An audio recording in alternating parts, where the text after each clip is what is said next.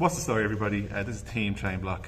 Myself and Sean coming at you with a deck profile. Finally, I think we've all been taking a bit of a time off YuGiOh over the summer, but we're here. Sean, what are you playing? So this week I took Ghoti to locals. Right.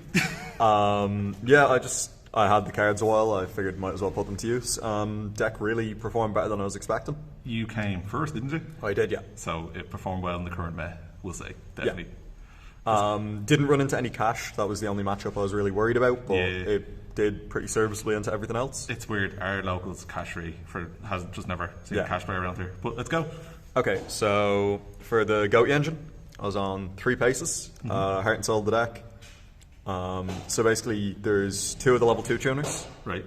And they summon during the standby phase after they're banished. And then during your opponent's main, if it was special that turn, you can quick synchro a fish monster. Cool. And then they have separate effects. So this one, you can banish it when you control it, and special a fish monster from your hand. Oh, really good. And are they all fish?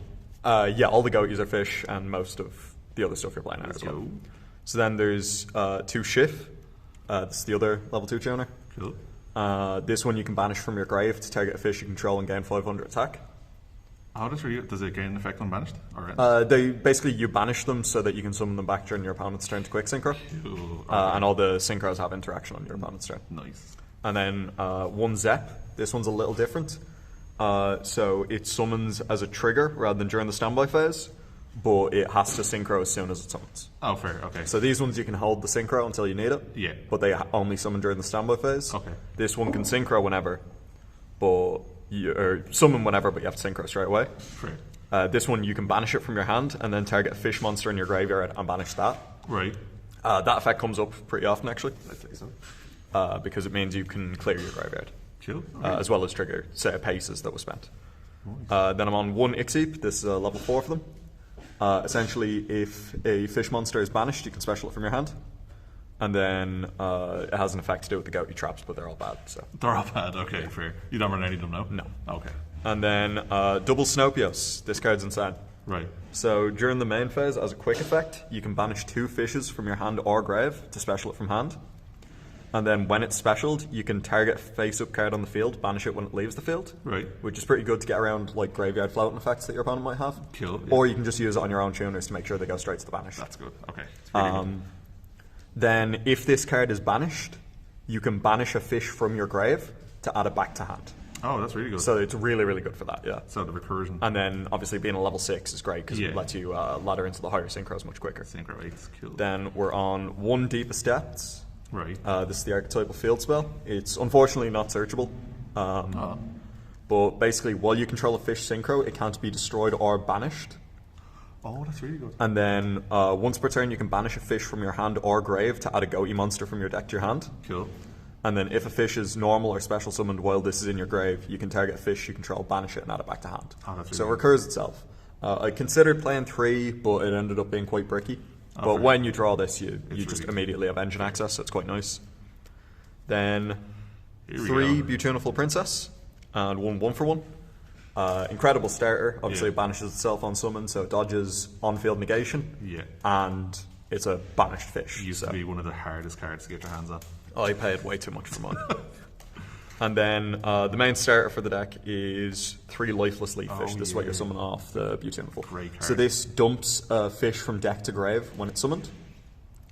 So obviously you just send one of your tuners and banish that, or whatever. You send the fish that you need for the combo. Whatever you need. And then you can banish this from grave to target 3 fishes in your grave and shuffle them back into the deck and then draw 1. Oh, so again, it helps clear your grave. And it can put back your synchros. So and during combo, you'd probably go through a fair few fish. Yeah. So like turn 3, this is a really good effect. Okay. Then for extenders, Triple Abyss Shark. Great. You're only on waters. Yeah. So he specials if you only control waters. Yeah. And then you can add a level 3, 4, or 5 fish from your deck to your hand. Insane. And then you get waterlocked for the turn. Yeah. And then also you double the first battle damage inflicted to your opponent by a number monster, which is really rare to come up, but it does come up occasionally. Then to search off that, we have 1 Soil Entangler. It's just an immediate free summon, but you can't special other things from hand for the rest of the turn. Yeah. and then 1 Mina Iruka. This is a new card. It's a very interesting card, actually. So when a water monster's effect is activated as a quick effect, you can special it from hand. And then you can banish a face-up fish, sea serpent, or aqua, so just a fish, that you control, and then target a face-up card on the field, negate its effects until the end of your opponent's turn. So this lets you turn off floodgates and stuff. Oh, cool. And you can do that on your opponent's turn, can't you? No, the quick effect is to summon. That's an activate effect. But for example, if your opponent flips like Tikadu, you can just use that to negate it. That's insane. Very good, yeah. So it's really good as a one-of because you can search it off the Abyss Shark. Yeah. Then another pretty solid starter for the deck is triple Supai Duskwalker and 1 Supai. So you can discard a card to special this from your hand in defense, and then special the Supai from your hand or deck. So it doesn't matter if you draw it, you just get -1. Okay. You can't special monsters from the extra the turn you activate this effect, except synchros. But that's like well worth it because your main starter in the extra is a 6, which is just this. Perfect. Then for the non-engine, triple Ash. Yeah. Triple Imperm. Yeah. And the reason I keep talking about clearing the grave, triple Shifter. This is a banish deck. You want to banish things. Yeah. This is the best card into every matchup that's not cash. Nice. It's nice to see Shifter come about. Yeah. It does kind of hurt you because it means like your leaf fish and stuff is dead. Right. But it always hurts your opponent so much more. So much more. 1 Callboy. Yeah. Just generically good card. Again, every deck we can. It also, you really need to defend your tuna from Ash or your leaf fish from Ash. Yeah. So it helps that. Then 2 Gozen, 2 Rivalry. I was going to say, You're on Fishes and Wars. Yeah, insane. I don't want to draw either of those in multiples, which is why I'm only on 2 in the main. No, that's fair. They both kind of do the same job, really. Yeah, it's mostly just a way to slow your opponent's summons down for your extra deck interaction to do enough. Exactly. Because they have some pretty big bombs, but you have to kind of build your way to them. Yeah. So, onto the extra. Yeah, here we go. We're on triple Ariampos. Yeah. Most lists I've seen are only on 2, but there was nothing I wanted to play more than this. Yeah, that's fair. So this is like how you get to everything. Yeah. So it's a level 6 on summon. You can banish a level 6 or lower fish from your deck. Oh, okay, that's so really good. it's any of them. That's really good. And then if it's sent to your grave as synchro material, which always will be. Yeah. You can target a fish in your grave, banish that target, and then add a fish monster with an equal or lower level from your deck to your hand. That's really good. So you can banish any of your 2s to get another 2. You can banish your Snopios and then add that back off, banishing something else from grave. It's really, really solid. So then we have 2 Ascan. Yeah. So when it's synchro summoned, you can target a fish you control and a card your opponent controls, banish them. Oh, that's so just that's good awesome. removal. Yeah, that's awesome. And then if this is banished, you can banish a fish from your grave to special summon this card. Oh, really good. So both effects are once per turn, but this doesn't get banished when it leaves the field. So you can just keep bringing this back every turn. It's pretty big as well. Yeah. 2/7, and it's pretty solid. It's an awkward number. 1 Googlim. Right. So this one is like Cataster for the deck. So yeah, at the start of the damage step, battles an opponent's monster, you can banish that. Cool. And then during your opponent's standby phase, you can banish this card. Then if the monster is used as material for this card's synchro summon are all in your grave, you can special them and they get banished when they leave the field. That's really good. This is probably the card that came up the least, but it's still very solid for the engine that you're playing. It's a secret here. I always remember seeing these cards and they took up a lot of high rarity slots in a lot of sets. Like they did, and they're dirt cheap. I'd absolutely recommend picking this up as a budget deck. It sounds pretty simple as well because I'm simple and I'm kind of getting it. So let's keep going. Then this is the boss monster for the deck. 2 Deep Beyond. Yeah. So this is a level 10. Yeah. And then the original attack of this card becomes 500 times the number of banished monsters from any either monsters? side. Yeah. Oh, that's deadly. That's really good. Then if it's synchro summoned during your opponent's turn, you can banish every card on the field. That's insane. Itself is included, but it's cards. So you can wipe your opponent's back row, you can do whatever. Yeah. And then during the standby phase of the next turn, after this was banished from the monster zone, you can special summon this banished card. That's really good. So essentially, you make this on your opponent's turn, nuke the entire board, and then he comes back in your standby with a huge attack stat. Yeah, that's ridiculous. Now I remember people being really excited for this card. So yeah, it's kind of a weird playstyle because you're essentially playing a going first OTK deck, in that you set this up to kill turn 3. Yeah, no, they're doing their own thing. It's pretty cool. I get it. Yeah. No, I like that it's unique. Chen Ying. This is a water 10 that does a lot for the deck. So for anyone who doesn't know, for each banish card, it gains 100 attack and defense. And monsters your opponent controls lose 100 attack and defense. Yeah, that's ridiculous. Which lets some of the smaller guys do a lot of work for clearing fields. If you would be destroyed by a card effect, you can banish a card from your grave instead. Obviously, that can set up more your Ghoti effects. And then, if a card is banished, you can banish a card each from both your opponent's field and graveyard. That's really good. So, again, insane removal, big guy, makes your opponents go small. Super nice that he's a war. YuGiOh Whale. Been looking for an excuse to play this for a while. So he's a fish, water synchro. You know, fits right in. When he's synchro summoned, you can destroy all your opponent's attack position monsters. Insane. And then this card can make up to 2 attacks on monsters during each battle phase. Yeah. And then if it attacks a defense position, inflict piercing. And if it's destroyed by an opponent's card and sent to your grave, you can banish another water monster, special this card, and if you do it straight as tuner. It just benefits so... So it just keeps coming back and it does huge amounts of damage. It's a lightning storm. Yeah. And then Adamantipator Risen Dragoite. This is a spell trap negate if you have a water in grave, which you always will.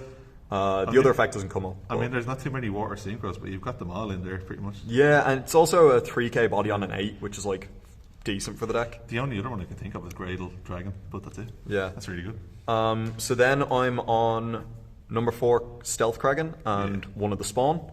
Yeah. You make this off of the Abyss Shark. Cool. Yeah. So essentially, this is like a pseudo floodgate as well as an interaction.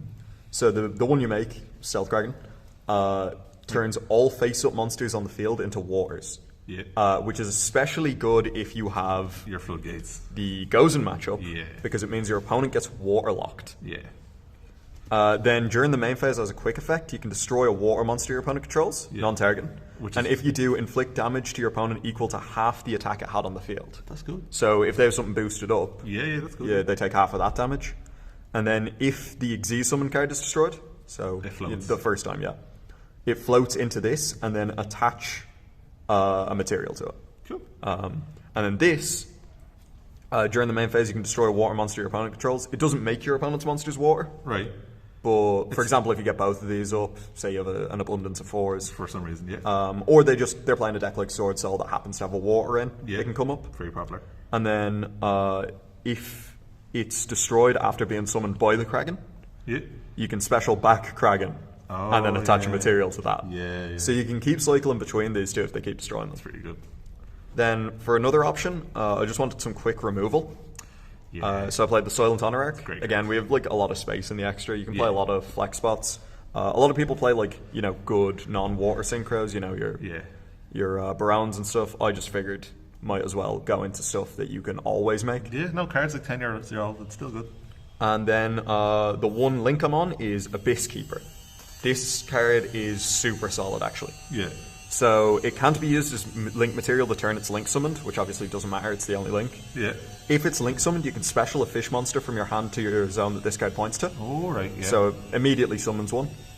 And then you can target another fish you control and a card your opponent controls, banish both of those cards. That's really good. So for example, you make this, you have Paces in hand, you summon this, banish anything in your opponent's field, and then this will come back during the standby. That's really good. So that's the extra.